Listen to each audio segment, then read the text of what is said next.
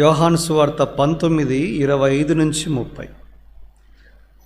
ఆయన తల్లియు ఆయన తల్లి సహోదరియు క్లోపా భార్య అయిన మరియయు మగ్దలేనే మరియయు యేసు శిలువ యొద్ద నిలుచుండిరి. యేసు తన తల్లియు తాను ప్రేమించిన శిష్యులను దగ్గర నిలుచున్నట్టు చూచి, అమ్మా, ఇదిగో నీ కుమారుడు అని తన తల్లితో చెప్పాను. తర్వాత శిష్యుని చూచి, ఇదిగో నీ తల్లి అని చెప్పాను. ఆ గడియ నుండి ఆ శిష్యుడు ఆమెను తన ఇంట చేర్చుకొనెను.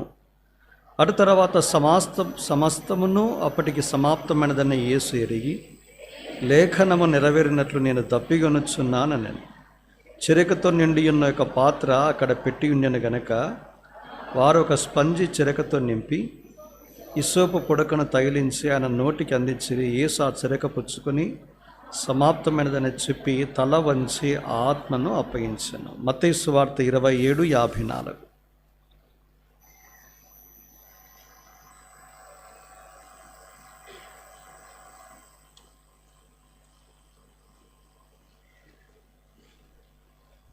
మత్తయి 27:54. శతాధిపతియు అతనితో కూడా యేసునకు కావలియున్న వారును భూకంపమును జరిగిన కార్యములన్నిటిని చూచి మిక్కిలి భయపడి నిజముగా ఈయన దేవుని కుమారుడని చెప్పుకొనిరి. లూకా సువార్త 23:47-49 వచనాలు.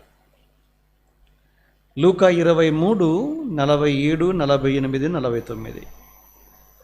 అందరం కలిసి. శతాధిపతి జరిగినది చూచి, ఈ మనుషుడు నిజముగా నీతిమంతుడై ఉండెనని చెప్పి దేవుని మహిమపరచెను.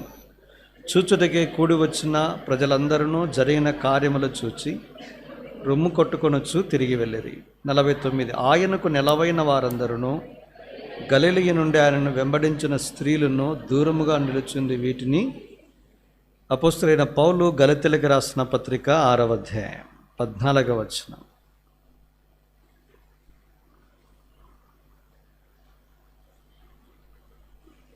అయితే మన ప్రభువైన యేసుక్రీస్తు శిలువయందు తప్ప మరి దేని యందున అతిశయించుట నాకు దూరమవునుగాక. దాని వలన నాకు లోకమునకు నేనును సిలువ వేయబడి I glory in the cross of our Lord Jesus Christ. ప్రభు సాయం కొరకు ప్రార్థనలో ప్రయత్నిద్దామండి.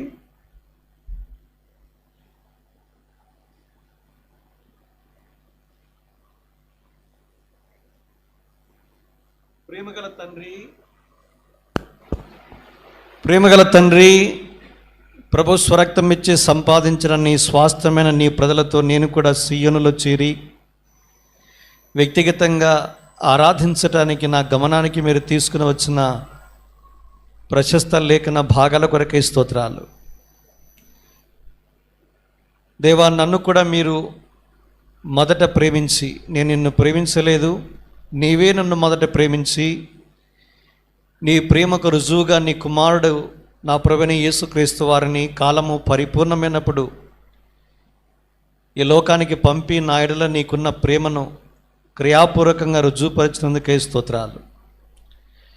నా ప్రభువు నన్ను ప్రేమించి నా కొరకు శిలువలో చేసి ముగించిన బలియాగము ద్వారా నాపై మీరు కుమ్మరించిన ప్రతి ఆత్మ సంబంధమైన ఆశీర్వాదమునకు నేను ఎంతగా నిన్ను స్తుతించినా రుణస్థుడని నీ ఒప్పుకొనొచ్చు.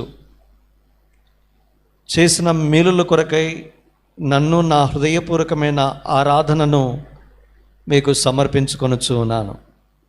తండ్రి, ఇంకనూ మీ సన్నిధిలో నిలిచి ఉండే కృప మాకు అనుగ్రహించారు, మీకు స్తోత్రాలు.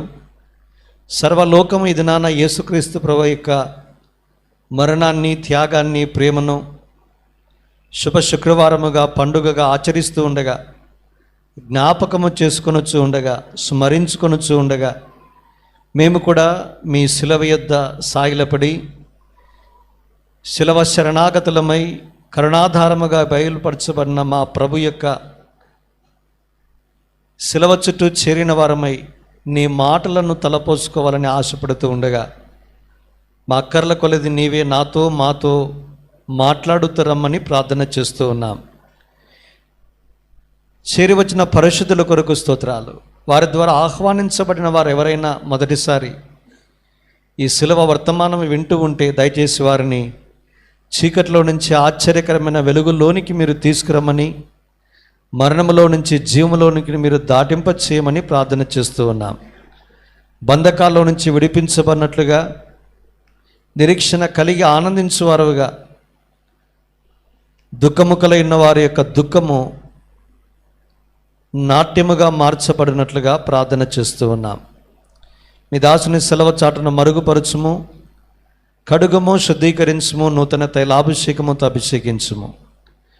దేవా, వారు కన్నులెత్తి చూడగా యేసు తప్ప మరెవరు వారికి కనబడలేదన్న మాట ఈ మధ్యాహ్నం నెరవేర్చబడినట్లుగా నన్ను మమ్మల్ని ప్రభు నిత్య నిబంధన ప్రోక్షణ రక్తము క్రిందికి తెచ్చుకొనొచ్చు మీకు అప్పగించుకొని మా ప్రార్థన ఆలకించినందుకే స్తుతిస్తూ యేసుక్రీస్తు ప్రభు అమూల్య నామమున ప్రార్థిస్తున్నాము తండ్రి, ఆమేన్.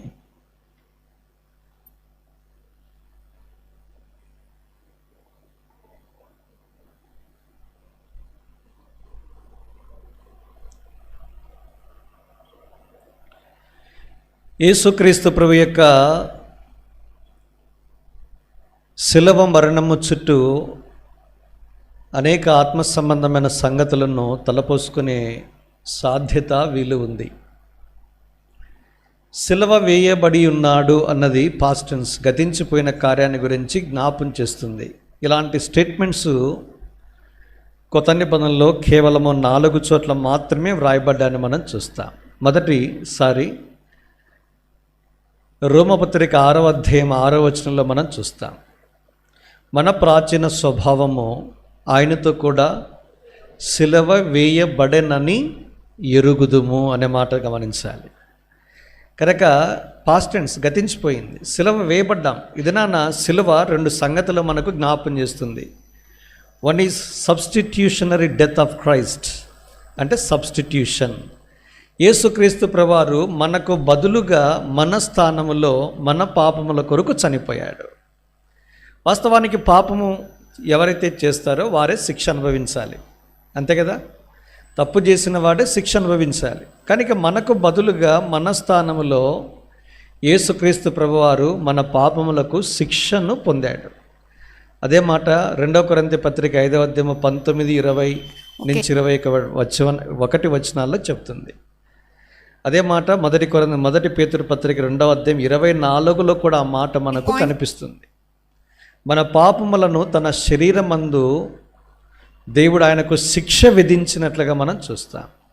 అంటే సబ్స్టిట్యూషన్, మనకు బదులుగా మన స్థానములో మనకు ప్రత్యామ్నాయంగా యేసు ప్రభువారు చనిపోయాడు. అది ఒకటి. రెండవది identification with the cross of Christ. క్రీస్తు శిలువతో మనలను మనమే ఐక్యపరచుకోవడం అని అర్థం. అదే రోమా 6:6 మనకు చెప్పే మాట. ఆయనతో పాటు మనము కూడా ఏం వేయబడ్డాము? శిలువ వేయబడి ఉన్నామనేది చాలా గంభీరమైన సత్యం. దాని వరకు నేను వెళ్ళడంలా, చాలా లోతైన సబ్జెక్ట్ అది. మీకు గుర్తు చేసే 4 సందర్భాలు చెప్పడానికి ఆ రెఫరెన్స్ ఎన్నుకున్నా. రెండవది ఏంటంటే, గలతీయులకు రాసిన పత్రిక 2వ అధ్యాయం 20లో రెండోసారి ఈ మాట వ్రాయబడింది. ఏం రాయబడింది అక్కడ? నేను క్రీస్తుతో కూడా శిలువ వేయబడి ఉన్నాను, I'm crucified with Christ. Present tense వాడాడు. I am, not I was. ఎప్పుడో శిలువ వేయబడి చెప్పలేదు చూడండి. కేజీవీ వర్షన్ మీరు చదివితే మీకు అర్థమవుతుంది. తర్వాత ఇంకొక పదం క్రూసిఫైడ్, శిలువ వేయబడి ఉన్నాను, పాస్ట్ టెన్స్ వాడాడు. అది రెండో సందర్భం. మూడవది గలతీ పత్రిక 5వ అధ్యాయము 24లో మూడోసారి రాశాడు. ఏమన్నాడు? క్రీస్తు యేసు సంబంధులు శరీరమును దాని ఇచ్ఛలతోనూ దురాశలతోనూ శిలువ వేసి ఉన్నారు, పాస్ట్ టెన్స్. అది మూడవ సందర్భం. నాలుగవది చివరిది మనం చదువుకున్న మాట, గలతీ పత్రిక 6వ అధ్యాయము 14వ వచనం. నేను లోకమునకు నేనును శిలువ వేయబడి ఉన్నాము, పాస్ట్ టెన్స్. కనుక 4 సందర్భాల 4 అద్భుతంగా ఈ మొదటి భాగంలోనే ఈ మాటలు చెప్పడాన్ని మనం చూస్తాం. అందుకే మీకు చెప్పాను, శిలువ వేయబట్ట, సిలువ అనే మాట ఎక్కువగా ఈ మొదటి భాగంలోనే మనకు బాగా తారసపడతాయి. అందుకే ద క్రాస్ ఆఫ్ క్రైస్ట్, క్రీస్తు శిలువ ఇంత అద్భుతంగా వర్ణించినట్లుగా పౌలు మనం ఆయన పత్రికలు చదివితే మనకు అర్థమవుతుంది. ఇప్పుడు మనం ఇప్పటికీ ఆరాధనలో 2 భాగాలు చూసాం. ఒకటి ఏంటి? The pre eminence of the cross of Christ, క్రీస్తు శిలువకున్న ప్రాధాన్యత అని విన్నాం. అందులో మళ్ళీ 6 సంగతులు చెప్పా. వాస్తవానికి ఒక్కొక్క సంగతి 6 వర్తమానాలు అవుతాయి. మొదటిది ఎవరి కొరకు క్రీస్తు చనిపోయాడు అంటే లోకము కొరకు, సర్వలోకము కొరకు ఆయన సిలువ వేయబడ్డాడు. లోకమునకు ఎందుకు సిలువ వేయబడాలి? లోకము కొరకు ఎందుకు సిలువ వేయబడాలి? లోకము దానికి ఉన్న గుణగణాలు ఏంటంటే మళ్ళీ 7 పాయింట్లు ఉన్నాయి. దానికి జోలికి వెళ్ళలే నేను, అందుకే నేను టూకీగా చెప్పుకుంటూ వెళ్ళా.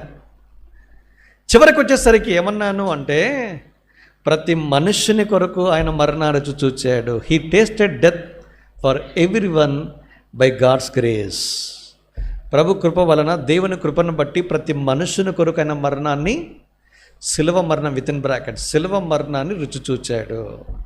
అది 6వ భాగంగా మనం చూసాం. అది మొదటిది. 2వ తలంపు ఏం చూసామంటే the power of the cross of Christ. సిలువ శక్తికి, క్రీస్తు సిలువకున్న శక్తి ఏ పాటిది, ఎలాంటి గొప్పది, ఆ శక్తి ద్వారా కలిగిన ఆశీర్వాదాలు ఏంటివి, ఒక 5 సంగతులు చూసాం. నేను ఇప్పుడు 3వ భాగానికి రాగలిగితే నాకు ఇవ్వబడిన సమయ పరిధిని బట్టి అటు ఇటుగా ఒక 30 నుంచి 45 నిమిషాల్లో ముగించే ప్రయత్నం చేస్తాను నేను. The people at the cross of Christ. అంశం ఏంటంటే సిలువ యొద్ద ఉన్న మనుషులు. అందుకే 4 భాగాలు చదివించాను మీకు.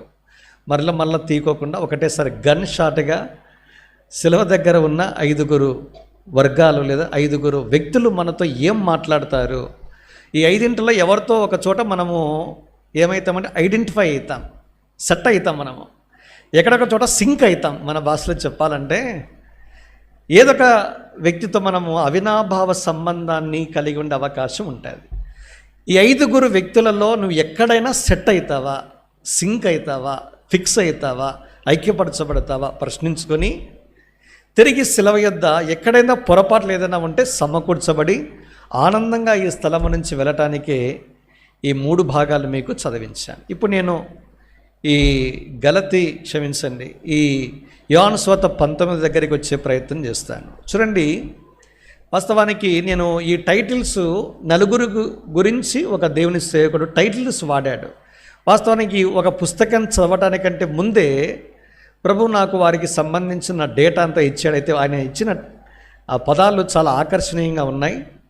With due respect to doctor Wiersbe, ఆయన వాడిన ఆ టైటిల్స్నే మీకు నేను చెప్పే ప్రయత్నం చేస్తాను. అయితే చాలా సంగతులు మరి ఆయన చెప్పాల, అలాంటివి నేను పాత కొత్త నిబంధనలో నుంచి మీకు పరిచయం చేసే ప్రయత్నం చేస్తాను. శతాబ్ది గురించిన ప్రస్తావన లేదు, అది ప్రభు నాకు అనుగ్రహించిన కృపను బట్టి దాన్ని కూడా కలిపి 5 వ్యక్తులు సిలువ యొద్ద మనకు ఏం నేర్పిస్తారు, వారి దగ్గరికి వెళ్ళి ఒక్కొక్కరి దగ్గరికి అడిగితే ఏం చెప్తారన్న ఆ ప్రశ్నకి జవాబే ఈ చివరి వర్తమానం. ఇప్పుడు రండి, మనం అందరం కలిసి సియోన్లో ఉన్నాం. మనం ఎక్కడికి రావాలా? యెరూషలేంకి వెళ్ళాలా? సిలువ దగ్గరికి రావాలి అంటే యెరూషలేములో గవిన వెలపట హెబ్రీ 13వ అధ్యాయంలో రాయబడింది కదా, సిలువ వేయబడ్డాడు. ఆ సిలువ వేయబడిన యేసుక్రీస్తు ప్రభువారి దగ్గరికి వెళ్ళాలి. మనం వెళ్ళే సమయానికి వీళ్ళందరూ ఉన్నారు. ఒక్కొక్కరిని టచ్ చేసుకుంటూ వెళితే వారు మనతో ఏం మాట్లాడతారు అన్నది చాలా ప్రాముఖ్యం. నేను సహజంగా రొటీన్గా ఏం చెప్తారంటే ఈ సిలువలో పలికిన 7 మాటలు ఉంటాయి. చాలా ఎగ్జాస్టివ్ టాపిక్. ఇంకా నేను 3 రోజులు ఉంటాను కాబట్టి దాన్ని అక్కడక్కడ మీకు జ్ఞాపం చేసే ప్రయత్నం చేస్తాను. నేను ఇప్పటికి మాత్రము నేను ఈ అంశాన్ని ఎన్నుకున్నా ప్రభు నాకు ఇచ్చిన భారాన్ని బట్టి. ఇప్పుడు మనము భౌగోళికంగా యెరూషలేము దగ్గరికి వెళితే సిలువకు సమీపంగా ఉన్న 4 వ్యక్తుల ప్రస్తావన యోహాను భక్తుడు రాశాడు. మొదటిది ఎవరు? దాన్ని నేను రేషియో మీకు ప్రస్తావన చేస్తాను. ఫస్ట్ రేషియో నిష్పత్తిని పరిచయం చేస్తాను. ఎంతమంది స్త్రీలు ఉన్నారు?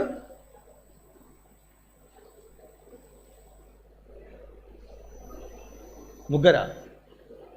మొదటిది ఎవరు? ఆయన తల్లి అయిన మరియా. Very good. రెండెవరు?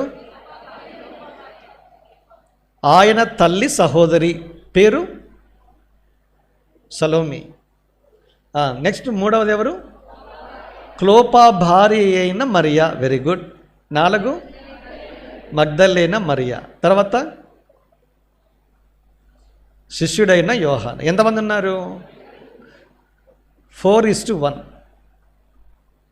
అయితే క్లోపా భార్య అయిన మరియ గురించి పెద్దగా మనకి తెలియదు. ఆమెను నేను పక్కన పెడుతున్నా. ఒకవేళ ఇంటర్నేషనల్ స్టాండర్డ్ బైబిల్ ఎన్సైక్లోపీడియా తెరిచాను అనుకోండి, చాలా చిట్టా బయటకు వస్తుంది. అయితే పరిశుద్ధాత్మ దేవుడు ఎక్కువగా ఆమె గురించి చెప్పలేదు కనుక మనం కూడా తక్కువ మాట్లాడితే మంచిది. ఇప్పుడు అంతా క్రేజీ అయింది, ప్రజలకి పిచ్చి ఏమైందంటే బైబిల్లో పరిశుద్ధాత్మ దేవుడు ఏది ఎక్కువ చెప్పలేదు దాన్ని ఎక్కువ హైలైట్ చేసి ఎక్కువ కొత్తటి కావాలి మనకి. అపోస్తల కార్యంలో ఒక గుంపు ఉంటుంది, ప్రతిరోజు కొత్తగా వినాలి. ఏదన్నా పాత చెప్పాను కదా, ఇదంతా పాత, ఇదంతా పురాణ అన్న, ఇదంతా సియోనుకు వచ్చి పాత సంగతులు చెప్తే ఎట్లన్నా అనేవాళ్ళు ఒక వర్గం ఉంటారు. అంటే మన మనసుకి కొత్త విషయాలు తెలుసుకోవాలన్న ఆరాటం ఎక్కువ ఉంటుంది. తెలుసుకోవద్దని నేను చెప్పడంలా, పరిశుద్ధాత్మదేవుడు చెప్పాడా అనేది తెలుసుకోవాలి. మరియమ్మల ప్రస్తావన ముగ్గురు మరియమ్మలు. కొత్త నిబంధన ఎంతమంది మరియమ్మలు ప్రస్తావిస్తుంది? మొత్తం ఆరు మంది ఉన్నారు మరియమ్మలు. ఇక్కడే ముగ్గురు మరియమ్మలు వచ్చారు. సరే, మనం వాళ్ళ గురించి జోలి వెళ్ళడంలా. 6 మరియమ్మలలో ముగ్గురు మరియమ్మలను ఇక్కడే కనబడుతుంది మనకి. క్లోపా భార్య అయిన మరియమ్మ గురించి లేదు. మీరు చూడండి, యేసుక్రీస్తు ప్రభువారి యొక్క శిలువతో తమ్మును తామే ఐక్యపరుచుకున్న సహోదరుల సంఖ్య ఎక్కువనా, లేకుంటే సహోదరుల సంఖ్య ఎక్కువనా? 4:1 రేషియో. మీరు చూడండి, ఫ్యూనరల్ అయినా థ్యాంక్స్ మీటింగ్ అయినా జనసంఖ్య ఎవరు ఉంటారు? నాకు తెలిసినంత వరకు పరలోకానికి వెళ్ళిన తర్వాత కూడా మీ షేరే ఎక్కువ ఉంటుందని నేను నమ్ముతూ ఉన్నా. యేసు ప్రభువారు యోహాను సువార్త 6వ అధ్యాయంలో 5,000 మందికి భోజనం పెట్టాడు. ఎవరు కాదంట? పురుషులుకే మాత్రమే 5,000 మంది, స్త్రీలు పిల్లలు కాక అన్నాడు. చూడండి, ఎంతమంది సహోదరులు ఉండొచ్చు? ఈ రేషు అక్కడ ప్రతిక్షేపించండి. మ్యాథమెటిక్స్ ప్రతిక్షేపించడం అంటే తెలుగు కాబట్టి నేను తెలుగు మాధ్యమంలో చదువుకున్నా. 4:1 రేషియో అంటే 5,000 మంది పురుషులు అంటే 5 × 4 20,000 మంది సహోదరులు ఉండొచ్చు. 20,000 మంది సహోదరులు, 5,000 మంది పురుషులు. పిల్లలు ఎంతమంది? ఇద్దరికి ఒక్కరే ముద్ద అనుకుంటా, జనాభా పెరుగుతుంది కనుక. 5,000 మంది, 20,000 మందిలో 5,000 మంది పిల్లలు అయ్యి 5,000 మందికి ఒక్కరే బిడ్డ అయితే ఎంతమంది పిల్లలు? 5,000 మంది. అంటే 5 + 20 + 1 5,000 ఎంత? 30,000 మంది థ్యాంక్స్ మీటింగ్లో ఉన్నారు. ఎక్కడ? యోహాను సువార్త 6వ అధ్యాయం. గలిలయ సముద్రం, దాన్ని తిబెరే సముద్రం అన్నాడు, దాన్ని గెన్నెసరతు సరస్సు అన్నాడు. మూడింటికి ఒకటే పేరే. ఆ సంగతి పక్కన పెడదాం. అరే, ఇప్పుడే ఆశ్చర్యం ఏంటంటే శిలవ శ్రమ, యేసు ప్రభువు భయంకరమైన శిలవ శ్రమ అనుభవిస్తున్నాడు. 12 మందిలో 11 మంది మిగిలారు. ఒకడు ఇసుక ఈత పోయాడు. 11లో ఒక్కడు మాత్రమే శిలువ ఎదుట నిలబడడం ఆశ్చర్యం కాదా? ఇదేనా దేవుడు మన యుద్ధ నుంచి కోరే వర్తమానం ఏంటంటే, లేదా తీర్మానం ఏం చేయాలని కోరుతున్నాడంటే, identification with the sufferings of Christ. ఒక పౌలు అన్నాడు, ఏం మాట్లాడతాడు? అయ్యా, నేను ఆయనను ఎరుగు నిమిత్తము, ఆయన పునరుద్ధాన బలమును ఎరుగు నిమిత్తం అన్నాడు. తర్వాత ఆయన శ్రమలలో పాలివాడ నగుట ఎట్టిదో ఎరుగు నిమిత్తం అన్నాడు. ఆయన శ్రమలలో పాలివారు కావాలి. ఇది నాన్న యేసు ప్రభువు శిలువ మరణం పొందాడు, చనిపోయాడు, తిరిగి లేచాడు, వెళ్ళిపోయాడు, తిరిగి రానై ఉన్నాడు. ఇప్పుడు ఏం కావాలి? ఆయన పొందిన శ్రమలలో నీవు నేను పాలిభాగస్తులు కావాలా? అది దేవుడు మన యుద్ధ నుంచి కోరే శిలువ వర్తమానము. ఏమైనా ఉన్నాయా అని అర్థం. అంత దూరం వద్దులేండి. ఇది నన్ను యేసు ప్రభువు యొక్క శిలువ దగ్గరికి సమీపంగా నీవు నన్ను రాగలిగితే, అయ్యా, ఈ 5 మంది ఏం మాట్లాడతారు? వారితో నీవు నేను ఐక్యపరచుకుంటే అనేకమైన 5 కనీసము సంగతుల ద్వారా మనం బోధించబడతాం, హెచ్చరించబడతాం, ఎంతో ధన్యులైతాం. యోహాను సువార్తకు మాత్రమే పరిమితం మీద 4 సైనికులు మనకు కనిపిస్తారు, 4 వ్యక్తులు మనకు కనబడతారు. అయితే ప్రభుకు స్తోత్రము. నేను మత్తయి సువార్త, లూకా సువార్త ఇంకొక మనిషిని కలుపుకున్నా. ఎందుకంటే శతాధిపతి కూడా యేసు ప్రభువు వారి యొక్క శిలువ మరణానికి ఆయన పలికిన 7 మాటలకి సాక్షి. అందుకే 5 మందిని మీరు తీసుకుని 5 సంగతులు మీకు జ్ఞాపం చేసే ప్రయత్నం చేస్తాను. ఇందులో మొదటిది ఎవరంటే మగ్దలేని మరియ నుంచి నేను మొదలు పెడతాను. మగ్దలేని మరియ ప్రస్తావన మనకు బైబిల్లో లూకా సువార్తలో మనకు కనిపెడుతుంది. ఆవిడ ఒకే ఒక సందర్భం ఏంటంటే, ఈ మగ్దలేని మరియ, మగ్దలే అనేటువంటి ఒక ప్రాంతం, స్థలం నుంచి వచ్చింది ఆవిడ. మనకంటే తలా వరకు మనం చేసిన ఏ స్థలాల్లో ఎక్కువ సేవ చేస్తామో ఆ స్థలానికి సంబంధించిన పేర్లు ఉంటాయి. నెహెమ్యా గారు అంటే తిరుపతి నెహెమ్యా గారు అని అడుగుతారు. ఇక్కడ ప్రస్తుతం గుంటూరు సీఎంలో చేసేది ఆ నెహెమ్యంకులు ఉన్నాడు, ఆయన కర్నూలు. అరవిందం గారు అంటే కర్నూలు, తిమోతి గారు అంటే ఖమ్మం, బెంజమిన్ గారు అంటే బెజవాడ, బక్సింగ్ గారు అంటే హైదరాబాద్, హెబ్రోన్. స్థలాన్ని బట్టి పేర్లు ఉంటాయి. ఇదేనా ఈ మరియమ్మ గారు మగ్దలేనే అనే స్థలం నుంచి వచ్చింది. ఆమెకున్న విశేషం ఏంటంటే ఆమెలో 7 దయ్యాలు నివసించినట్లుగా రాయబడింది. 7 దయ్యాలు వెళ్ళిపోయాయంట. ఇదేనా మీకు చెప్పే వర్తమానం ఏంటంటే ఒక వ్యక్తి యేసుక్రీస్తు ప్రభువు యొక్క శిలువ ద్వారా సంధించబడకపోతే ఆ వ్యక్తి దయ్యాలకు నివాస స్థలంగా ఉంటాడు. ఇక్కడ కూర్చున్న వాళ్ళు ఎవరైనా ఇంకా యేసు ప్రభువు యొక్క శిలువ దగ్గర మీ జీవితాల్లో పునీతం చేయబడకపోతే, పావనం చేయబడకపోతే, కడగబడకపోతే, పవిత్రం చేయబడకపోతే ఇప్పటికీ మీరు ఏమై ఉన్నారు? దయ్యములకు నివాస స్థలంగా ఉన్నారు. ఒక వ్యక్తిలో ఎన్ని దయ్యాలు ఉండొచ్చు? ఈమె దగ్గర నుంచి కనీసం అంటే 7, ఒకటి కనీసము, లేదా మగ్దలేన మరియమ్మ వెలుగులో 7 దయ్యాలు. ఇంకా ఇంకొకడు ఉన్నాడు, ఒకడు సీన పట్టినవాడు. ఆయనలో ఎన్ని దయ్యాలు ఉన్నాయంట? 2000 దయ్యాలు ఉన్నాయి. ఎలా చెప్పగలమంటే 2000 పందులు చనిపోయాయి. మనుషుల్లో ఉన్న దయ్యాలు జంతువులకు వెళితే జంతువులు బతకవు. అది పాయింట్ అక్కడ నేర్చుకోవాల్సింది.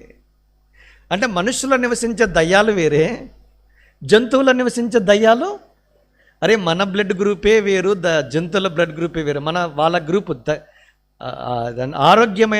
ఆరోగ్యమైన ఎర్రని రక్తము జంతువుల రక్తాన్ని తీసి మనిషికి ఎక్కించు, స్పాట్ డెడ్, అంతే, చస్తాడు అట్లే.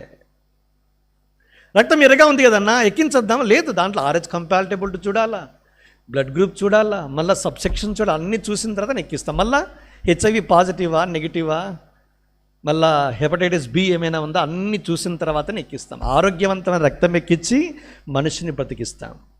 సరే, ఆల్టుగెదర్ ఇట్స్ డిఫరెంట్ సబ్జెక్ట్. ఇదిన ఒక మనిషి దేహములో ఇన్ని రకాల దయ్యాల నివాసం ఏర్పడితే దిక్కేమైనా ఉంటుందా? ఒకసారి ఊహించండి. ఎన్నో రకాల దయ్యాలు ఉన్నాయి. 7 రకాల దయ్యాలు చూడండి. ఎలాంటి రకాల దయ్యాలంటే గర్వము, ద స్పిరిట్ ఆఫ్ ప్రైడ్. అదే మీకు చెప్పినటువంటి మాట గలతీ 6:13లో లోకానికి సంబంధించిన అతిశయం అంటే దేన్ని బట్టి గర్విస్తున్నావు నువ్వు? నీ చదువును బట్ట? నాకెందుకన్నా దేవుడు? అదే 21st సెంచరీలో చదువు సంధ్య లేని వాళ్ళకి కావాలా? చదువు సంధ్య లేని వాళ్ళకి కాదు దేవుడు కావాల్సింది, చదువుకున్న వాళ్ళకి దేవుడు కావాలా? మీరు మత్తయి సువార్త తెరిచిన వెంటనే కనబడే వాళ్ళు ఎవరు? 2వ అధ్యాయంలో జ్ఞానులు చదువుకున్నవారు, మళ్ళీ ఖగోళ శాస్త్రజ్ఞులు. ఇక్కడ ఎవరైనా సైన్స్ అండ్ టెక్నాలజీ డిపార్ట్మెంట్ పనిచేస్తే సెంట్రల్ గవర్నమెంట్ ఎంప్లాయ్ ఉన్నారండి? రావు.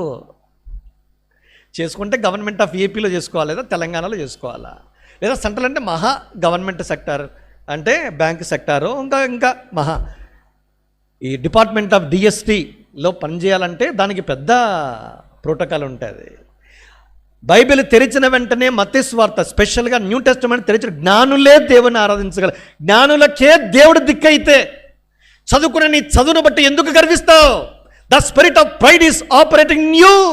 ఎందుకు ఇప్పటికే నీలో పనిచేసే దురాత్మల అధిపతి పనిచేస్తున్నాడు. ఎవరో పనిచేస్తాడన్నా? ఎఫెసీ పత్రిక 2వ అధ్యాయం 2లో ఒక మాట రాయబడింది. ఏమన్నా? వాయుమండల సంబంధి అయిన అధిపతి ఎవరిని అవిధేయులైన వారిని ప్రేరేపించుచుండగా. ఎవరు అవిధేయులు? యేసుప్రభువు యొక్క శిలువ సువార్త మనం వింటూ ఉన్నా కూడా పెడచవని పెట్టేవారు అవిధేయులు. యేసుప్రభువుకి హృదయాన్ని ఇవ్వనటువంటి వారు అవిధేయులు. వారిలో వాయుమండల సంబంధి అయిన అధిపతి ప్రేరేపిస్తూనే ఉంటాడు, పని చేస్తూనే ఉంటాడు, కార్యం చేస్తూనే ఉంటాడు. చదువుకు సంస్కారము పొత్తే లేదు అసలుకి. ఎంత చదువు ఉంటే అంత సంస్కారం ఏమి ఉండదు. అర్థమైందా? ఎంత చదువు ఉంటే అంత సంస్కారం, దానికి విలోమానుపాత ఇన్వర్స్లీ ప్రపోర్షనల్ వెళ్ళే వారిని కూడా మనం చూస్తాం. ఈ మధ్య నాకు అన్న చెప్పాడు, ఘోష కట్టుకున్నవాడు యవనస్తుడు కాదు, ఆల్మోస్ట్ మధ్య వయసు. ఈయన ఎయిర్పోర్ట్, ఇక్కడ రాజీవ్ గాంధీ ఇంటర్నేషనల్ ఎయిర్పోర్ట్కి వెళ్ళాడు. అక్కడ ఈ వ్యక్తి ఏడుస్తున్నాడు. ఏమి సంభవించింది అంతవరకు తెలియదు ఇతనికి. వెళ్ళి ఇంత కన్నీరు కారుస్తున్నాడని వెళ్ళి అసలు పరామర్శించేవాడే లేడంతా. అంటే ఎంత బిజీగా ఉన్నారో చూడండి జనాలు. అంటే పక్కన కూర్చున్న వాని గురించి ఆలోచించే సమయం కానీ తీరిక కానీ ఎవరికే కానీ లేదు. వచ్చి ఎందుకు ఏడుస్తున్నారు మీరు అంటే, వాళ్ళ నాన్న చనిపోయి అంతిమ సంస్కారాలకు ఎదుక్కోలేనేమోనని ఒక తెలిసిన వ్యక్తి ఫ్లైట్ బుక్ చేస్తే ఫస్ట్ టైము ఫ్లైట్లో వెళ్ళడానికి ఎయిర్పోర్ట్కి వచ్చాడు. ఈ మనవాడు ఈ క్యూలో నిలబడడానికి ఎప్పుడైతే నిలబడ్డాడు, వెంటనే మన పాష్ పీపుల్ ఉన్నారు కదా అంతా, అతన్ని ఏకాగ్రగా చేసి ఇంకొక లైన్లోనికి వెళ్ళిపోయారంట.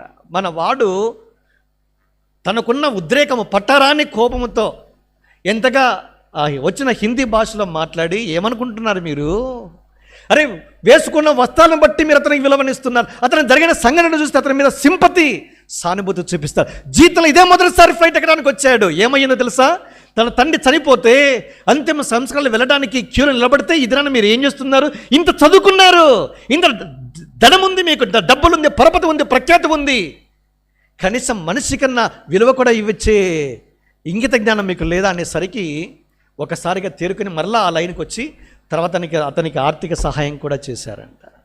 అంటే ఎంత చదువుకుంటే అంత ఇంగిత జ్ఞానం, అంటే కామన్ సెన్స్ కూడా లేని ప్రజలు ఈ దినాల్లో ఉన్నారు. అసలు పట్టించుకునే దాఖలాలు ఉండవు. వేసుకునే వస్త్రాలను బట్టి కూడా ఏం చేస్తారు, అంచనా వేస్తారు. ఇంకా హ్యూమిలియేషన్, అవమానిస్తారు.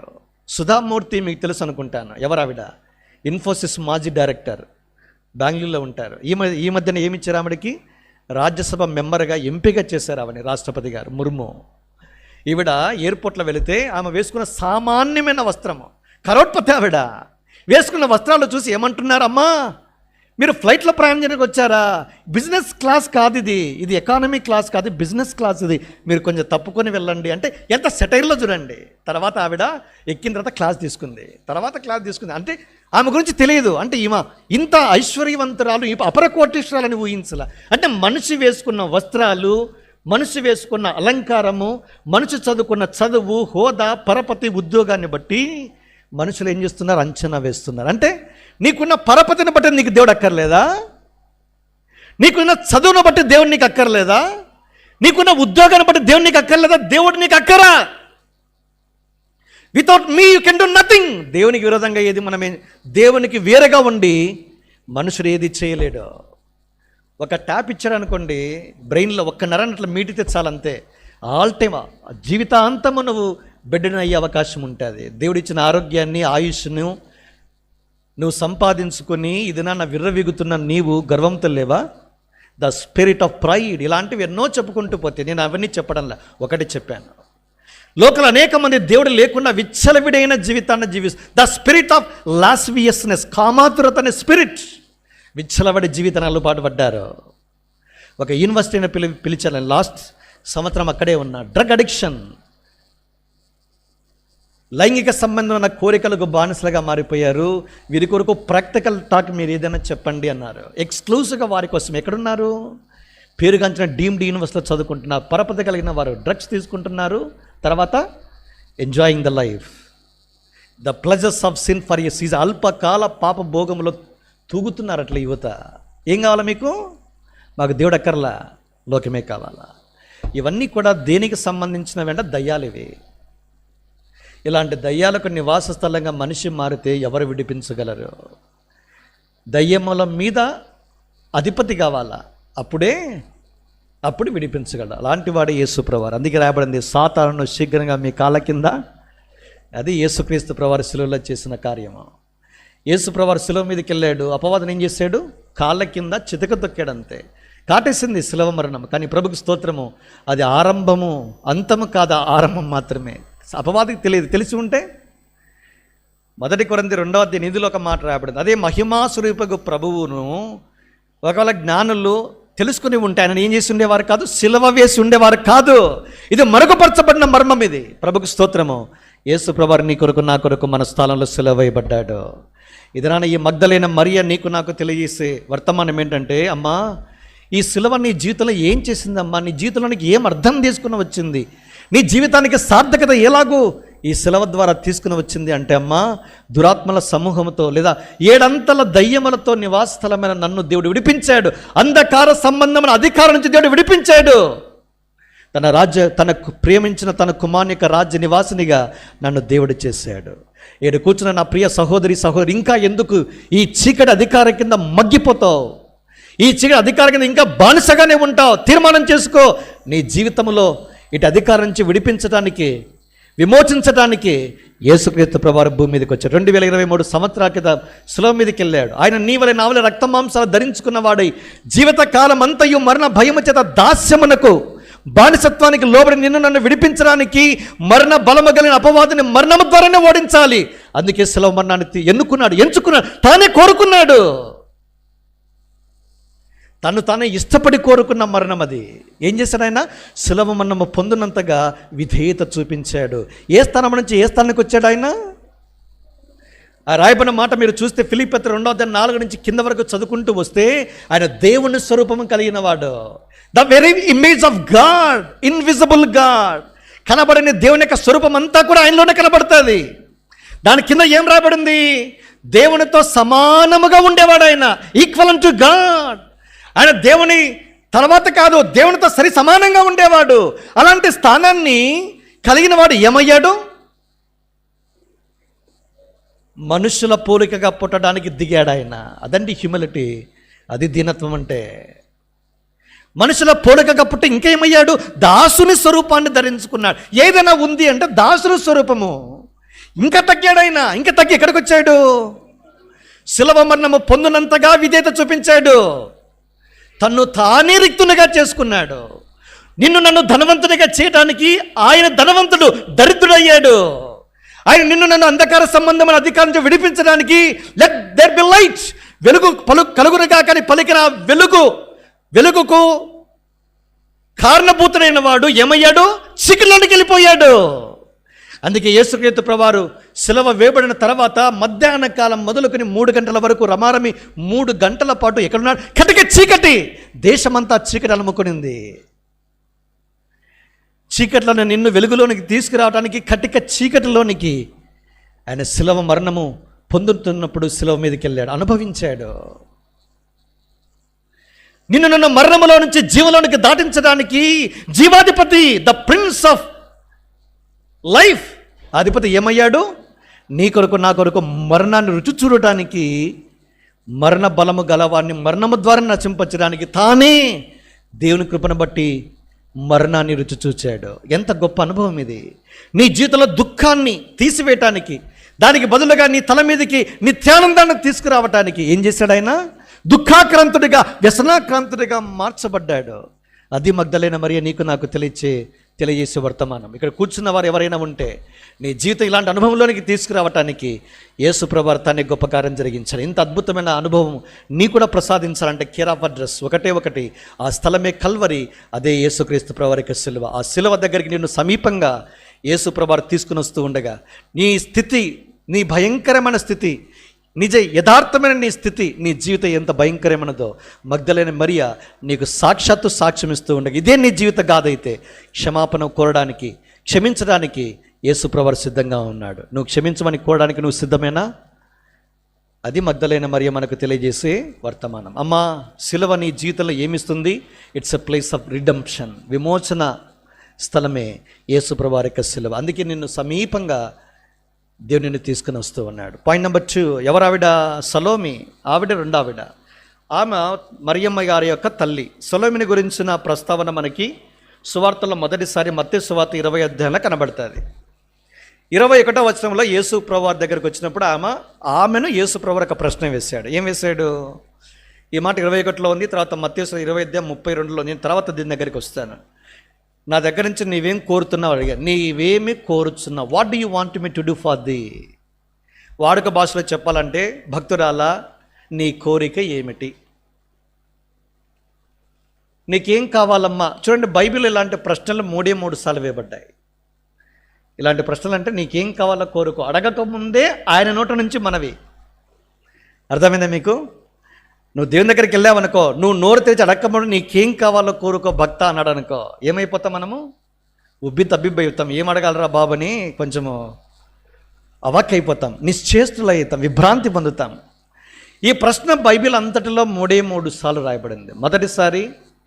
మొదటి రాజుల గ్రంథం 3వ అధ్యాయం 5లో రాయబడింది. రెండవసారి మత్తయి సువార్త 20వ అధ్యాయం 21లో రాయబడింది. మూడవసారి ముచ్చటగా అదే మత్తయి సువార్త 20వ అధ్యాయం 32లో రాయబడింది. మొదటి సందర్భము సొలొమోను, రెండో సందర్భము సొలోమి, మూడో సందర్భము ఇద్దరు గుడ్డి వాళ్ళు. మొదటి సందర్భం ఏంటి అంటే సొలొమోనుతో 3:5 నీకేం కావాలో కోరుకో అన్నాడు.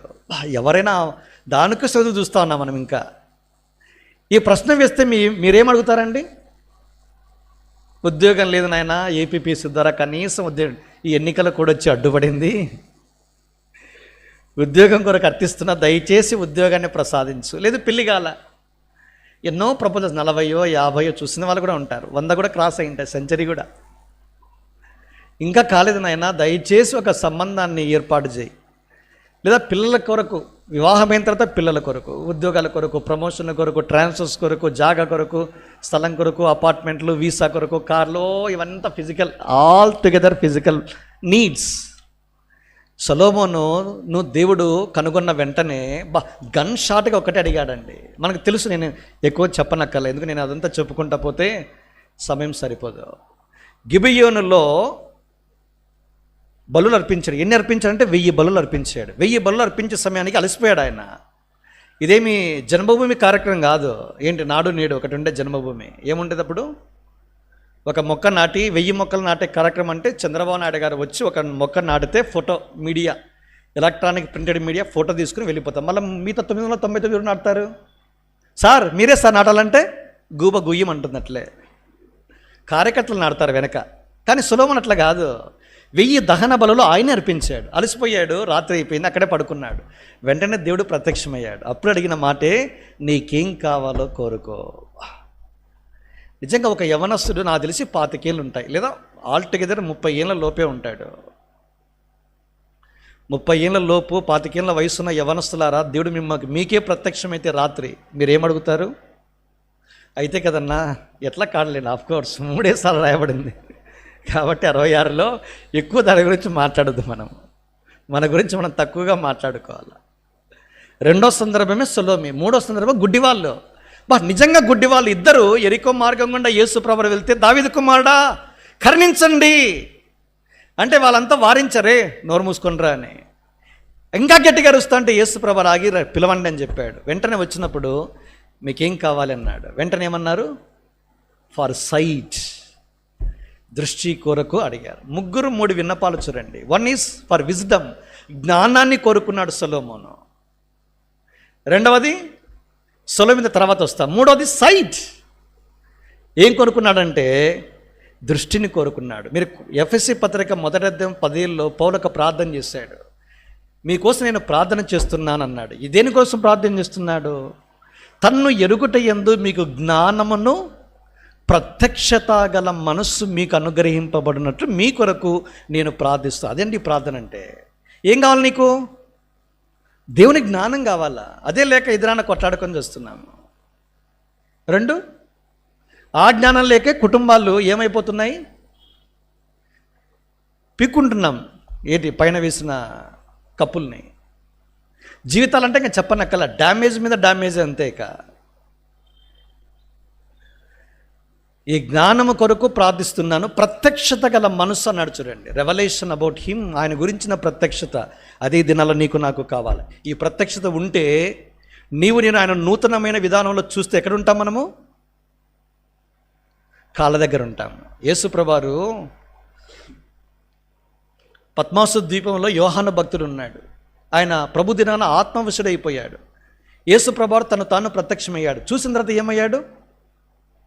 చచ్చిన వాళ్ళ వల్ల కాళ్ళ దగ్గర పడ్డాడు. అదండి నీకు నాకు కావాలా? మనకి ఈ దృష్టి, ఈ రెవల్యూషన్ లేదు కాబట్టి మనం ఎట్లున్నాము? నా తర్వాత ఎవడైనా అంటున్నా నేను, మనకేం లేదంటే ఈ విజన్, దృష్టి లేదు, పోగొట్టుకున్నాము. ఉంటే చచ్చిన వాని వల్లే పాదాల దగ్గర పడితే అప్పుడు 22 అధ్యాయాల ప్రత్యక్షత వస్తుంది మనకి. ఇప్పుడు రాలేండి, అది ఆల్టుగెదర్ డిఫరెంట్ స్టోరీ. అది దేవుడు తన్ను బయలుపరుచుకున్నాడు యోహాను భక్తునికి. 22 అధ్యాయాల గల పుస్తకాన్ని ఆయన చేత రాయించుకున్నాడు. దేవుడి దినాలు అలాంటి వారి కొరకు ఇదే ప్రార్థన. ప్రభువా నాకు జ్ఞానం గల మనసు ఇవ్వయ్యా, నిన్ను గూర్చిన ఎరుక, ఆ ప్రత్యక్షతల మనసు నాకు ప్రసాదించని ప్రార్థన చేయాల. 3వది కోరిక ఏంటంటే ఈవిడే సొలొమి గారు ఏం మాట్లాడుతుంది? ఆవిడ ఫర్ పవర్, అధికారం కోసం ప్రార్థన చేస్తుంది ఆవిడ. ఏమన్నాడు యేసు ప్రభువారు? నాకు చాలా ఆశ్చర్యమో, ఎప్పుడు కూడా గద్దించలే ఆవిడ, గద్దించలేదు యేసు ప్రభువారు. ఏం మాట్లాడుతున్నావు, నీకేమైనా అర్థమవుతుంది అన్నాడా? నిజంగా నాకు చాలా ఆశ్చర్యము. ఎట్లా అడుగుతూ ఏమీ గద్దించలేదైనా. అంతకుముందు విరుచుకుపడ్డాడు. విశ్వాసులైన మూర్ఖతరం వాళ్ళరా, స్వల్ప కొన్ని ఇన్సిడెంట్స్ మీరు చూడండి.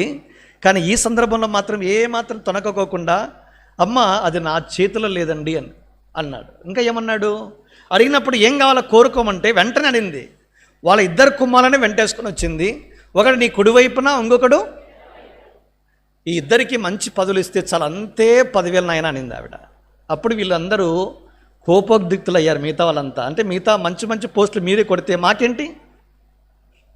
అదే విధంగా కొట్లాడలకి అన్ని వాళ్ళకే అన్న, మాకేంటి?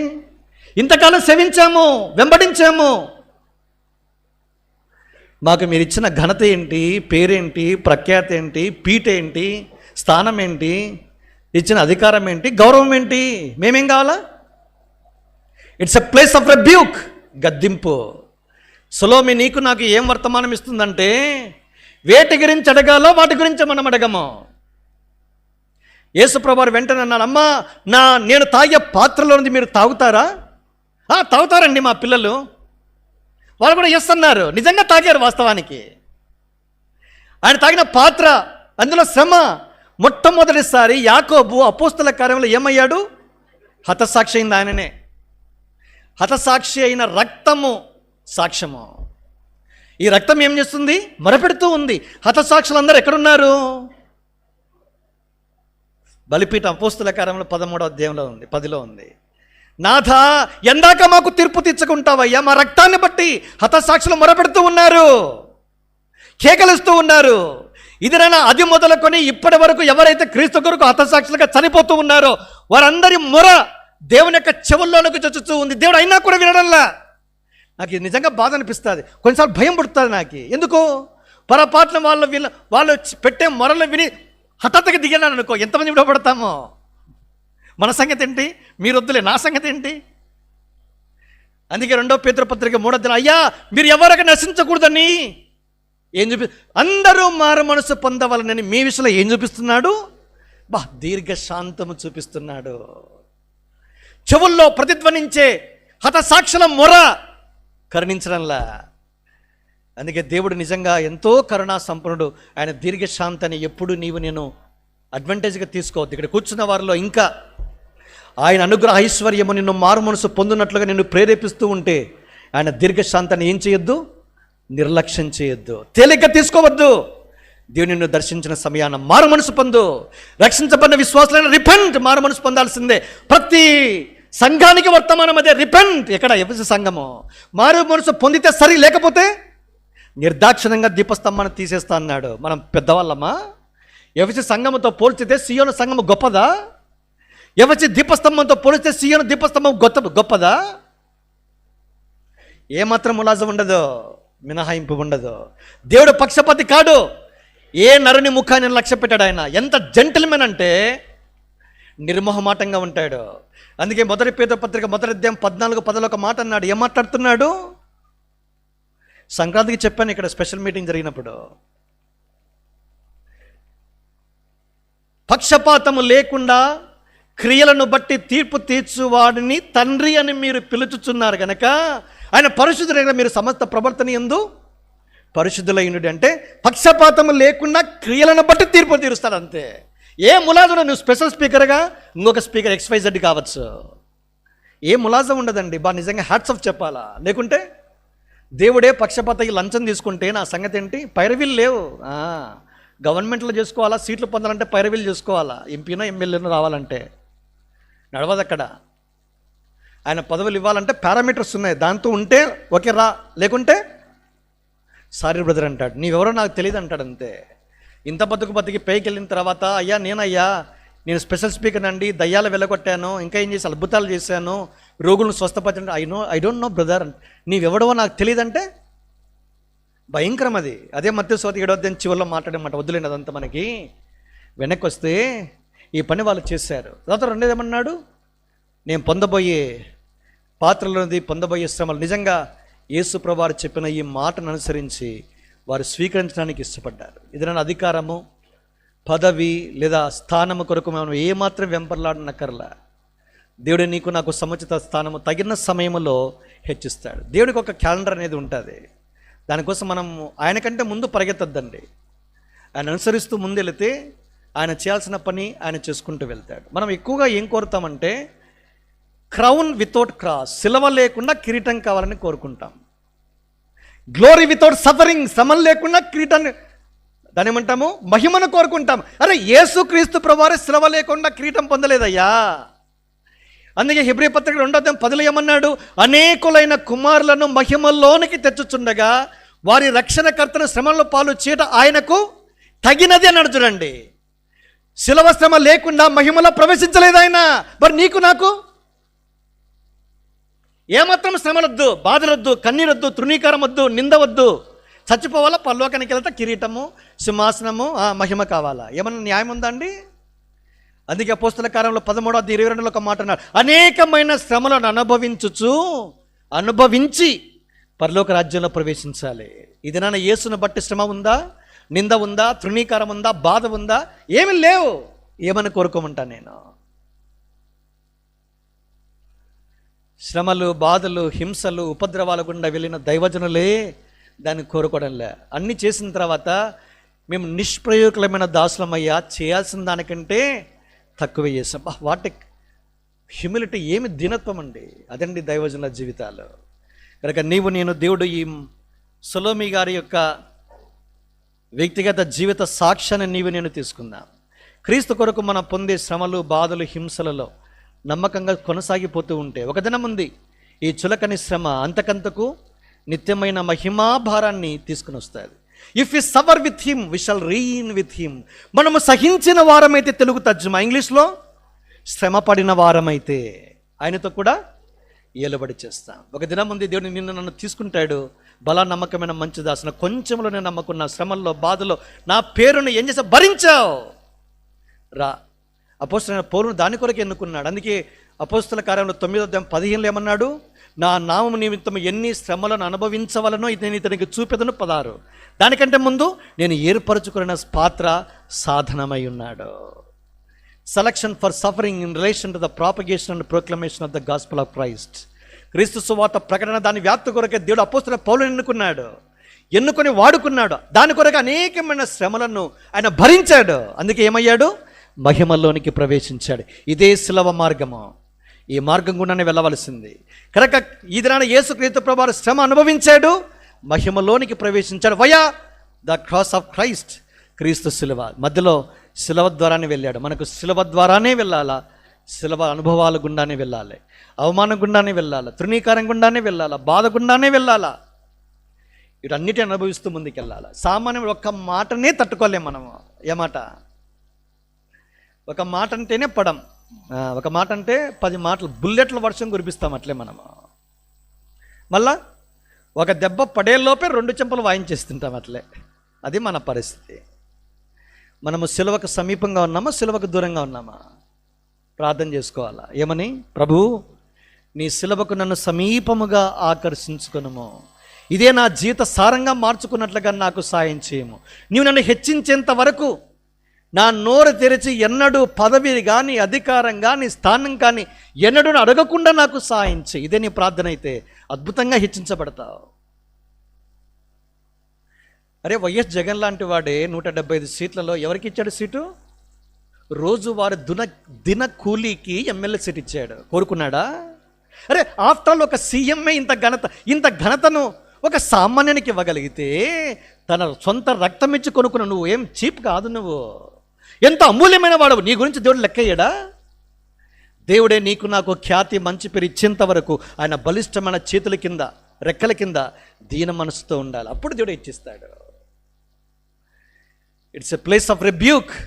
కనుక సొలొమీ ఏం చెప్పి సెలవిస్తుంది? ఏమమ్మా సొలొమీ గారు, నీకు సిలువ ఏం తీసుకుని గద్దించాడు?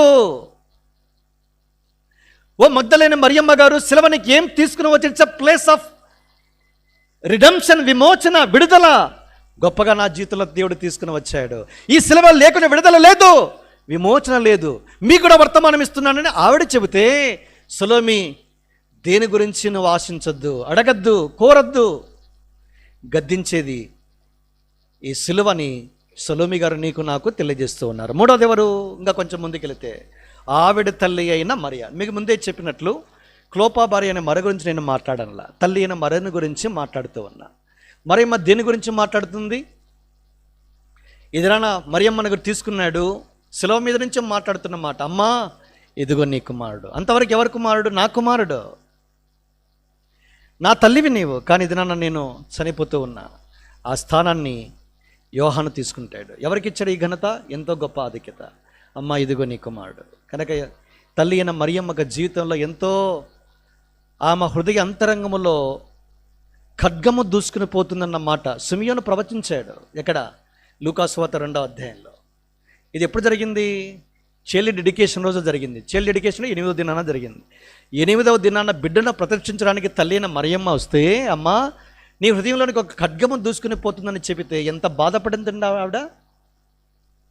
అంతేకాదు, ఇంకా కొంచెం ముందుకెళితే ఆయన మాట్లాడిన తన తల్లిదండ్రులు తను వెతుక్కుంటూ వచ్చినప్పుడు లూకాసు వార్త 2వ అధ్యాయంలో, అమ్మా నా తండ్రి పనుల మీద ఉండవాలని నేను విరగదు అంటే, నా తండ్రి పరలోక తండ్రి పనులు ఉండాలి, నా గురించి ఎక్కువగా నువ్వు మనస్కరించదని చెప్పడం.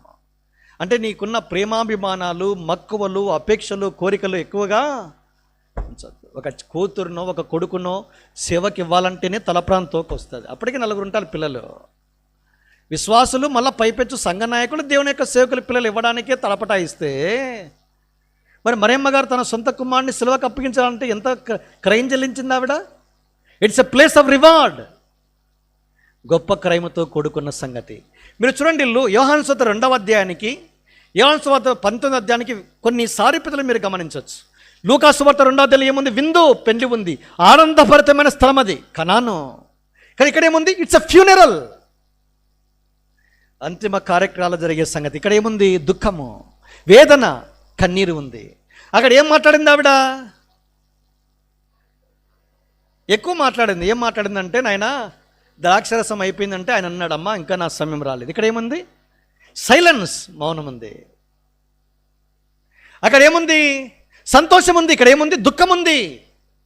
తన జీవితంలో అక్కడ సంతోషం ఉంటే, ఆనందం ఉంటే, ఇక్కడ దుఃఖం ఉంది. తన అంతరంగంలో ఖడ్గము దూసుకొని పోతూ ఉంది. తన సొంత కుమారుడు తన కళ్ళ ముందు శిలువ మీదకి వెళ్ళి అవమానకరమైన తిరస్కారంతో కూడిన శిలువ మరణం అప్పగించబడుతూ ఉంటే, ఒక వ్యవసాయ భూమిది నాగలితే దున్నితే ఎలా ఉంటుందో దేహం రక్తసిక్తమైపోయింది. తన చేతుల్లో నుంచి రక్తము, తన కాళ్ళల్లోంచి రక్తము చీలలు, తన తల మీద ముళ్ళకిరి. ఈ దృశ్యమంతా చూస్తున్నప్పుడు తన కుమార్ని నిజంగా ఆవిడ తట్టుకోలేకపోయింటుంది గుండె. అయితే ప్రభుకు స్తోత్రము. ఆ తల్లికి దేవుడిచ్చే ఘనత ఎంతో గొప్పది, ఆమెకు ఇచ్చిన స్థానము ఎంతో గొప్పది. తన రెస్పాన్సిబిలిటీ ఎంత మాత్రము తాను ముగింపులో కూడా యోహానికి అప్పగించి వెళ్ళినట్టుగా మనం చూస్తాం. కనుక తల్లి అయిన మరియమ్మ పొందబోయే గొప్ప మహిమ, ఘనత లేదా పేరు ఎంత గొప్పదో, రివార్డ్ పొందే బహుమానం ఎంతగా ఉంటుందో ఈ తల్లి అయిన మరియమ్మ మనకు చెప్పకనే చెబుతూ ఉంది. తర్వాత యోహాను భక్తుల గురించి మనకు తెలియజేసే సారాంశం ఏంటంటే, it's a place of responsibility. తాను ప్రేమించిన శిశువు తన ముందు నిలబడ్డాడు. వెంటనే, ఓ యోహాను దగ్గరికి రా, ఇదిగో నీ తల్లి. వెంటనే ఆ గడియలోనే ఆవిడ తన ఇంటికి తీసుకువెళ్ళినట్టుగా చూస్తాము. తర్వాత ఆమెకు సంబంధించిన ప్రతి యావత్తు కార్యము తానే బాధ్యతగా చేస్తూ వచ్చినట్లుగా మనం చూస్తాం. శిలువ మీదకి వెళ్ళిన తర్వాత కూడా కుమారుడు తల్లి విషయంలో అన్ని బాధ్యతలు తీసుకున్నాడు. ఎంతమంది విశ్వాసులు వారి తల్లిదండ్రుల విషయంలో శ్రద్ధ, పట్టింపు తీసుకునేవారుగా ఉన్నారు? నో, ఏం లేదు. లేకపోయిందనుకోండి, బహుశా యేసుప్రభువు వారి ద్వారా మనం బోధించబడతా ఉన్నాం. ఆ అనాథ ఆశ్రమాల్లో చేర్పించి అన్నీ ఉంటాయి. 4 గదులు కట్టించుకుంటాము. ఏంటి? 4 బెడ్రూమ్స్, G+1 2+1 అన్న డూప్లెక్స్ ఉంటుంది, కానీ తల్లిదండ్రులు ఉన్నారు. వాటి ట్రాజడీ, విషాదం కదా. యేసుప్రభువు వారి యొక్క శిలువ వర్తమానం ఏం చెప్తుంది? ఇది కూడా చెప్తుంది. ఆశ్చర్యంగా లేదా? యేసుప్రభువు వారిని నమ్ముకుంటే తల్లిదండ్రులు వదిలేయాలి, అది అది ఇంకో కోణం అది. కానీ ఈ కోణాన్ని మాత్రం మీకు చూపించే ప్రయత్నం చేస్తున్నాను. కనుక దేవుడు ఇది నాన్న బాప్తిస్మం ఇచ్చి యోహాను భక్తులు యేసుప్రభువు వారు ప్రేమించిన శిష్యునికి ఆ బాధ్యత అప్పగించాడు. ఇది నాన్న ఈ దేవుడు తల్లిని అప్పగించాడు. ఇది నాన్న నీకు అప్పగించబడిన ఏదైనా కావచ్చు, దేని యొక్క సంఘానికి, దేని యొక్క సంఘ పరిచర్య కావచ్చు, మరి ఏదైనా కావచ్చు, నమ్మకంగా చేయడానికి సిద్ధపడే వారంగా ఉండాలి. అది యోహాను భక్తుడు నీకు నాకు సెలవిచ్చే వర్తమానం. ఇది నాన్న దేవుడు యొక్క సంఘంలోని అనేకమైన అభ్యంతర కారణాలు బట్టి బాధ్యతలను తీసుకోవడానికి కూడా వెనకంజ వేసేవారుగా చాలామంది ఉంటారు. అయితే దేవుడు మనతో ఈ మాట్లాడే యోహాను భక్తుని జీవితం మనకు కూడా ఒక పాఠంగా మార్చుకోవాలని మనం కోరబడుతూ ఉన్నాం. ఏ బాధ్యతనైనా ఇష్టపూర్వకంగా స్వీకరించాలి. మనం చేసే ఏ పనైనా మనుషుల నిమిత్తము చేయడంలా. ఈ మాట కొలస్సీ పత్రిక 3:10 చెప్పబడింది. ఏం రాయబడింది? మీరేమి చేసినను ప్రభు నిమిత్తం, మనుషుల నిమిత్తమని కాక ప్రభువు నిమిత్తమని మనస్ఫూర్తిగా చేయండి, హోల్ హార్టెడ్గా చేయాలా. It's a place of responsibility. బాధ్యతతో కూడుకున్న స్థలం అదే సిలువ. ఒకవైపు తల్లి అయిన మరియమ్మ ఆమె పొందిన శ్రమ, బాధ, వేదనకి ఒక దిన బహుమానం ఉంది. ఇక్కడ కూర్చున్న వారందరికీ కూడా అదే ఉంది. అందుకే మొదటి పేతురు పత్రిక 5:10 పేతురు అద్భుతంగా రాశాడు, కొంచెము కాలం శ్రమ పడిన పిమ్మట తానే మిమ్మును స్థిరపరిచి బలపరుస్తాడు. నిత్యమైన మహిమలోనికి ప్రవేశించేవారు ఎవరో తెలుసా అండి? ఆయన కొరకు శ్రమలు, బాధలు, హింసల గుండా వెళ్ళే వారికి రానున్న ప్రపంచంలో నిత్యము నిలిచిన మహిమ వారికి ఉంది. మీరు చూడండి, బైబిల్లో కొన్ని పదాలు వేరువేరుగా ఉంటాయి. ఉదాహరణకి జీవము, నిత్య జీవము, మహిమ, నిత్య మహిమ, తర్వాత తీర్పు, నిత్య తీర్పు, తర్వాత విమోచన, నిత్య విమోచన. ఇలాంటి పదాలు మీకు బాగా కనబడతాయి. ఇది మామూలు మహిమ కాదు, ఇది నిత్యము నిలిచిండే మహిమ. ఎవరికి ఇది? యేసు ప్రభువారి యొక్క నామాన్ని ధరించుకుని ఆయన నామాన్ని బట్టి శ్రమలు, బాధలు, హింసలు గుండే వెళ్ళేవారు, తల్లి లాంటి మరి అనుభవాలు గుండా వెళ్ళేవారికి మీకు శుభవర్తమానం. కనుక టేక్ హార్ట్, ధైర్యం తెచ్చుకునండి. మీరు పొందుతున్న అనుభవాలన్నీ కూడా రానున్న లోకంలో మీకు మంచి బహుమానాన్ని దేవుడు మీ పక్షంగా తీసుకుని రానయ్యున్నాడు. అంతేకాదు, యోహాను భక్తుని ద్వారా దేవుని కొరకు, దేవుని నిజంగా ప్రేమిస్తే ఆయన బాధ్యతను కూడా తీసుకుంటాం. నిజంగా దేవుని ప్రేమించే వారి కొరకు దేవుడు ఎదురు చూస్తున్నాడు. పేతురు దగ్గరికి వచ్చాడు, నీవు నన్ను ప్రేమించుచున్నావు అన్నాడు. అవునండి అంటే వెంటనే ఏం చేశాడు? బాధ్యత అప్పగించాడు. అయితే నువ్వేం చేయాలా? నా గొర్రెలను కాయము, నా గొర్రె పిల్లలను మేపము. ఎవరైతే ప్రేమిస్తారో వారే సేవిస్తారు. అది పాయింట్ అండర్లైన్ చేయాల్సిందే. ఎవరైతే నిజంగా యేసు ప్రభువుని ప్రేమిస్తారో వారు మాత్రమే సేవిస్తారు. ఆయన ప్రజలను సేవిస్తారు, ఆయన ప్రజలను కాస్తారు, ఆయన మేపు గొర్రెలైన వారిని పెంచి పోషించేదానికి బాధ్యత తీసుకుంటారు. దేవుని ప్రేమించలేని వాడు దేవుని ప్రజలను సేవించలేడు. యోహాను భక్తుడు దేవుని ప్రేమించాడు, యేసును ప్రేమించాడు. అందుకే ఏం చేశాడు? ఆయన తల్లిని స్వీకరించాడు, బాధ్యతను స్వీకరించాడు, పరిచయను స్వీకరించాడు, బాధ్యతలను ఇష్టపూర్వకంగా తీసుకొని దానిలో కొనసాగటానికి తాను ఇష్టపడ్డాడు. అలాంటి వారి కొరకు సీయోనులో దేవుడు ఎదురు చూస్తూ ఉన్నాడు. 5వది చివరిది ఏంటంటే శతాధిపతి. ఏం జ్ఞాపం చేస్తాడు? యేసు ప్రభువు యొక్క శిలువ దగ్గర ఆయన పలికిన మాటలన్నీ విన్నాడు. ఆయన కేకేశాడు, బండలు బద్దలయ్యాయి, అద్భుత ఆశ్చర్యకాలు జరిగాయి, భయము పట్టింది. మత్తయి 27 చూశాను 54లో భయకంపితులయ్యారు. లూకా మాత్రమే 23 అన్నాడు. శతాధిపతి ఏం చేశారంట? దేవుని మహిమపరిచాడు. ఏమన్నాడు ఆయన నోటి నుంచి? ఇతను నిజముగా దేవుని కుమారుడు. మత్తయి సువార్త, మార్కు సువార్త రాశాడు. కానీ లూకాలు ఏమన్నాడు? నిజముగా నీతిమంతుడు. It's a place of realization అంటాం. నిజంగా ఒక గొప్ప దాన్ని ఏమంటాము? రియలైజేషన్ని ఒక వెలుగు లేదా ఒక అభిప్రాయానికి వచ్చాడు. ఏమని అభిప్రాయం అంటే, ఇతను నిజముగా truly this was the son of God, ఇతను నిజముగా దేవుని కుమారుడు. అంతేకాదు, ఇతను నీతిమంతుడు, ఇతనిలో ఏ పాపము లేదని తాను సాక్ష్యం ఇచ్చి దేవునినే మహిమపరిచినట్లుగా మనం చూస్తాం. ఇది నాన్న దేవుని యొక్క శిలువ వర్తమానం ద్వారా, యేసు ప్రభువారి యొక్క శిలువ ద్వారా విమోచన ఉంది, యేసు ప్రభువారి యొక్క శిలువ యొద్ద గద్దింపు ఉంది, యేసు ప్రభువారి యొక్క శిలువ యొద్ద బహుమానం ఉంది, యేసు ప్రభువారి యొక్క శిలువ యొద్ద బాధ్యత ఉంది, యేసు ప్రభువారి యొక్క శిలువ యొద్ద ఒక గమనిక గుర్తింపు ఉంది. కానీ ఆ రియలైజేషన్తో మాత్రమే ముడిపెట్టుకొనుకోకుండా ఏం చేయాలి? రిపెంట్, పశ్చాత్తాపడు. ఈ శిలువ నీ జీవితంలోనికి మార్పును తీసుకుని వచ్చింది. పశ్చాత్తాపాన్ని బట్టి నీ జీవితంలో మనసును మారుస్తుంది. నీ పాపము నుంచి పశ్చాత్తాపంలోనికి నువ్వు నడిపించబడతావు. అంధకాలం నుంచి వెలుగులోనికి తీసుకురాబడతావు. దుఃఖముఖమైన నీ జీవితంలో నిత్యానందం తల మీదకి తీసుకురాబడుతుందని ఈ శిలువ దగ్గర శతాధిపతి నీకు నాకు తెలియజేసే సారాంశం లేదా వర్తమానం. ఈ 5 స్థలాల్లో నువ్వు ఎక్కడున్నా, ఓ విశ్వాసి, ఓ సీయోను సంగమా, ఓ పరిశుద్ధురాలా, ఏ స్థలంలో ఉన్నావో? సొలొమోను వలె గద్దించే స్థలానికి వచ్చావా? లేదా శ్రమలు, బాధలు గుండా వెళ్తూ ఉంటే ఏ మాత్రము నోరు తెరవనక్కర్లా. నీ కొరకు నా కొరకు శ్రమను అనుభవించిన యేసు ప్రభువారే. ఆయన దూషింపబడలేదు, శ్రమ పెట్టబడియు బెదిరించగా న్యాయముగా తీర్పు తీర్చు దేవునికి తను తాను అప్పగించుకున్నాడు. ఇది శిలువ దగ్గర నువ్వు నేను చేయవలసిన పని. నీ జీవితంలో అనుమతించబడే ఏ పరిస్థితికైనా కావచ్చు, బాధ కావచ్చు, అవమానం కావచ్చు, తృణీకారం కావచ్చు, ద్వేషం కావచ్చు, దూషణ కావచ్చు, ఏం చేయాలా? మౌనంగా యేసు ప్రభువారి వలె దేవునికి అప్పగించుకో. నీ బహుమానము సిద్ధపరచబడిన బహుమానము, సిద్ధపరచిన జీతము ఆయన దగ్గర ఉంది. అది పరలోక రాజ్యం అనుభవించున్నాయన్న ప్రభుకు స్తోత్రం. ఈ అనుభవం నీకుంటే నువ్వు నిటారుగా ధైర్యంగా నిలబడు, ప్రభు కొరకు సాగిపో. ఒకవేళ అటు ఇటుగా ఉండి అయ్యా యేసు ప్రభువుని అంగీకరించిన తర్వాతనే బాధలండి, అవమానం అండి, తృణీకారం అండి, నా ప్రజలు నన్ను ద్వేషిస్తున్నారండి, వెలివేశారండి, ఆయన ధైర్యం తెచ్చుకో. నువ్వు చేసిన మంచి పనికి దేవుడు సిద్ధపరిచిన బహుమానం ఉంది. అలాగే ముందు కొనసాగాలని దేవుడు నిన్ను ప్రోత్సహిస్తూ ఉన్నాడు. అంతేకాదు, ప్లేస్ ఆఫ్ రెస్పాన్సిబిలిటీ. యోహాను వల్ల దేవుని ప్రేమిస్తే బాధ్యతను స్వీకరించు. దాని కొరకు ఎంత క్రైమైనా ముందుకు సాగిపోవటానికి తీర్మానించుకో. వెనకంజ వేయొద్దు, సాగిపో. 5వది చివరిది, it's a place of realization, repentance. మారు మనసు పొందే ఒక పశ్చాత్తాపాన్ని, ఆ గుర్తింపును నువ్వు కలిగి ఉండాలని ప్రభు కోరుచూ ఉన్నాడు. ఇక్కడ కూర్చున్న వారిలో ఇంకా ఈ స్థలానికి ఇంకా ఈ యేసు ప్రభువారి యొక్క శిలువ యొద్దకు రాకపోతే శతాధిపతి వలె ఆయన నీతిమంతుడు, ఆయన నిజముగా దేవుని కుమారుడు, నా పాపాన్ని కూడా క్షమించడానికి సిద్ధ మనసు కలిగిన వాడని నువ్వు ఎరిగితే ఆయన పాపపు క్షమాపణ కొరకే ఆయన శిలువ యొద్ద వేడు. ఆయన పాదముల చెంత సాగిలపడు.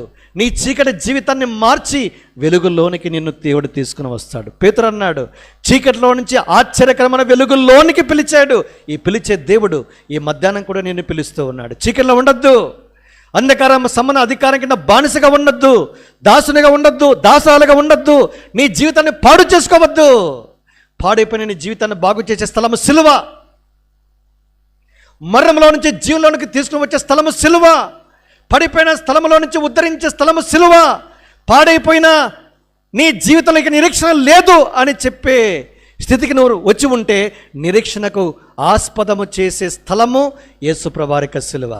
నీ జీవితంలో సమస్యల వలయముతో చిక్కుమడి ఉంటే ప్రతి సమస్యకు పరిష్కారము ఒక స్థలము, అదే సిలువ. ఈ స్థలం దగ్గరికి రాగలిగితే సిలువ నిన్ను అన్ని విధాలా సమకూర్చి, అన్ని విధాలు నిన్ను బాగు చేసి, ఆత్మ సంబంధమైన ఆశీర్వాదాలకి నిన్ను అర్హునిగా, అర్హురాలిగా, వారసునిగా, వారసురాలిగా చేస్తుంది ఈ స్థలము సిలువ. ఈ కలవర సిలువ యొద్ద యేసు ప్రభువారు పలికిన ఆ మాట, తండ్రి వీరేమి చేస్తున్నారో వీరి కనుక వీరి పాపాలను క్షమించు. నేను క్షమించడానికి యేసు ప్రభువారు సిద్ధంగా ఉన్నాడు. తన 2 చేతులు చాచి అవిధేయుడైన నిన్ను హక్కును చేర్చుకోవడానికి ఇష్టపడుతూ ఉన్నాడు. ఎన్నోసార్లు వాక్యం విన్నా కూడా అవిధేయునిగా, అవిధేయురాలుగా అలాగే వచ్చి అలాగే విని వెళ్ళిపోతూ ఉంటే ప్రభు నిన్ను దర్శించే సమయం ఇది. ఆయన కరుణా సంపన్నుడై ఉండి కరుణాధారముగా ప్రత్యక్షపరచబడిన ఆ శిలువ యొద్దకు నిన్ను కూడా తీసుకుని వస్తూ ఆహ్వానిస్తూ ఉన్నాడు.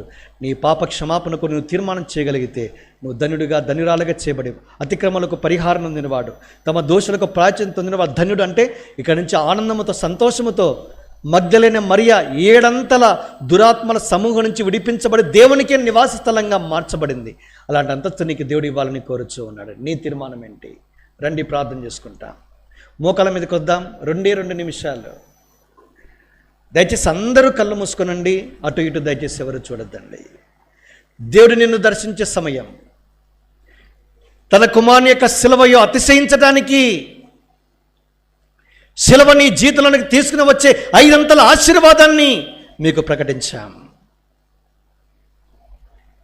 నీ స్నేహితుల ద్వారా, స్నేహితురాల ద్వారా పిలువబడ్డావేమో మాకు తెలియదు. బంధువుల ఇంటికి వచ్చి ఇది గుడ్ ఫ్రైడే కదా, సిలువని గురించి ఏదైనా చెబితే విందామని పండుగ చేసుకోవడానికి వచ్చేవేమో నాకైతే తెలియదు. ఎవరి ద్వారా వచ్చినా, ఏ విధానంలో నువ్వు వచ్చినా దేవుడు నీ హృదయాన్ని తడుతూ నీ నిజస్థితిని చూపించాడు. నిన్ను తనకు నివాస స్థలంగా చేసుకోవాలని యేసు ప్రభువారు కోరుతున్నాడు. దయ్యాలను వెళ్ళగొట్టి నీ పాడైన జీవితాన్ని బాగు చేసి, నిన్ను కడిగి శుద్ధీకరించి, పరిశుద్ధపరిచి, అమూల్యమైన రక్తాన్ని నీ కొరకు కార్చిన ఆ రక్తముతో నిన్ను పరిశుద్ధపరచాలని కోరుచూ ఉన్నాడు. ప్రియ సహోదరి, సహోదరుడా, యేసు ప్రభువారి సిలువలో ఒక్కసారి సమీపంగా వచ్చి చూడు. నీ అతిక్రమ క్రియలను బట్టి యేసుక్రీస్తు ప్రభువారు గాయపరచబడ్డాడు. నీ దోషాలను బట్టి యేసుక్రీస్తు ప్రభువారు నలగొట్టబడ్డాడు. నీకు సమాధాన స్థితిని ఇవ్వటానికి, సమాధానార్థమైన శిక్షను తన శరీరమందు సిలువలో భరించాడు. యేసు ప్రభువారు నీ నీవు పొందవలసిన పాపానికి తానే దెబ్బలు తిన్నాడు. 5 దినాన ఆయన గాయపరచబడ్డాడు. నీకు స్వస్థత ఇవ్వాలని కోరుచూ ఉన్నాడు. మనుషులు చూసి అపేక్షించినట్లుగా స్వరూపము లేనివాడుగా, సొగసిని లేనివాడుగా చేపడ్డాడు. మూర్ఖపడ్డాడు, బాధించబడ్డాడు, తృణీకరించబడ్డాడు, మనుషుల చేత విసర్జించబడ్డాడు, బాధించబడ్డాడు. ఎందుకు ఇంత ఘోరమైన అవమానకరమైన శిలువ మరణము? ఇది నీ కొరికి నా ప్రియుడా. తన అనాది సంకల్పంలో నేను వెతికి రక్షించడానికి ఈ మధ్యాహ్నకాలం నిన్ను సంధిస్తూ ఉండగా తీర్మానం చేయకుండా ఉన్న పాటనే అలాగే ఎలాగో వచ్చావు అలాగే ఎలాగో వెళ్ళిపోతావు. నిన్ను దర్శించే సమయం ఇది. వద్దు నా ప్రియ సహోదరి, నా సహోదరుడా, పాడైపోయే నీ జీవితాన్ని బాగు చేసే యేసు ప్రభువారి యొక్క శిలువ నిన్ను దర్శిస్తూ ఉంది. రక్తసిక్తమైన దేహము, శిలువ మీద కాల్చబడే రక్తము నీకు అందుబాటులో ఉంది. నీవు పొందవలసిన పాపపు శిక్ష యేసు ప్రభువారు పొందారు. కేకవై, యేసు నేను కూడా పాపిని, నేను దోషభరితులను, అపరాధిని, నన్ను క్షమించి నీ కుమారుని రక్తము ద్వారా, నీ రక్తము ద్వారా నా పాపాలు కడుగు, శుద్ధీకరించు, నాలోనికి రా, నా దేవుడివై నా జీవితాన్ని నీవే నిర్ణయించు, పాలించు. ఇక్కడే నేను ఉన్నాను, నా జీవితాన్ని మార్చవా.